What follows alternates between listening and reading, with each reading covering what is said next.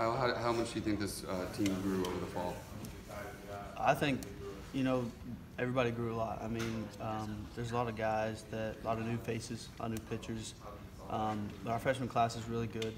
And then the guys, especially our sophomores, you can just see them kind of mature over this fall with what we did or their swing or mental game, stuff like that.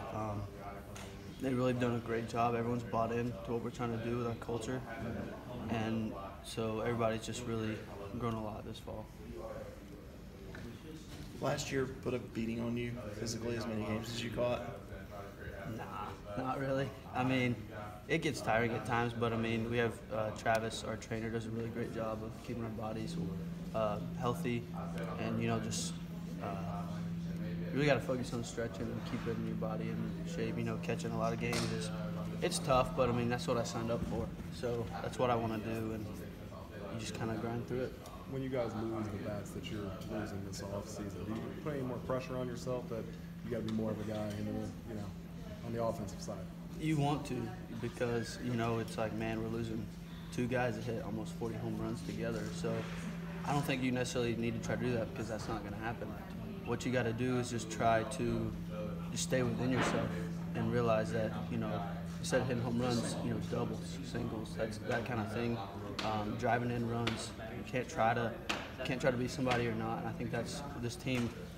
Obviously, we're not going to hit as many home runs as we did last year. We'll still hit some, but not as many. So I think we really got to focus on what we do best and do that. You're a guy that broke out last year offensively a little bit. What was the biggest difference to you going from year one to year two, especially for play? I'd say, honestly, the biggest thing would be confidence. Freshman year was kind of, I got thrown into the fire when Chris got hurt, and it was kind of like, oh man, what do I do? And then last year, Coach Lee told me, he said, hey, you're our guy, you're the catcher. So it gave me a lot of confidence to just go out there and say, yeah, I can do this. And also just working with our coaching staff on the swing and just building that confidence in the cages and the preparation that you do and the work that you put in.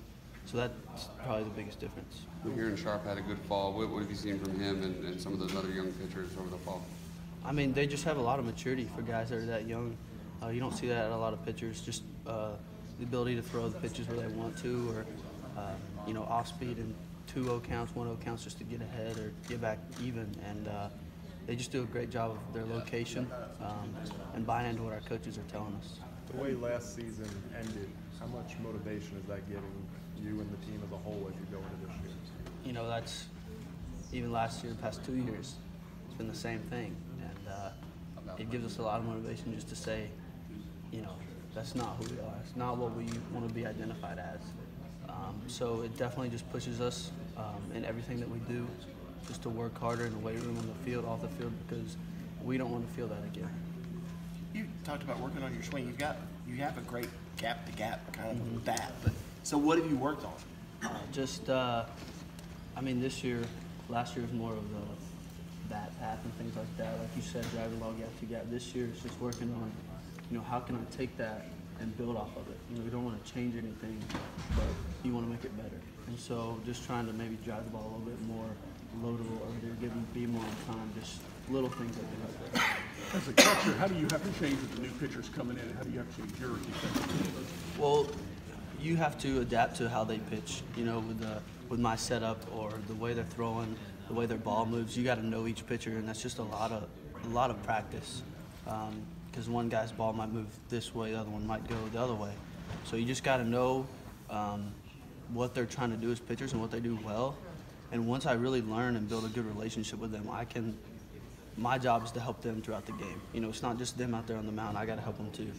So I build a relationship with them so I can learn what they do best, what they need to do, what they need to hear, mental cues, things like that, to just kind of help them along. Logan said the two of you have developed a really good friendship. How has that helped you on the field, and how would you compare the chemistry on this team to what you had last year?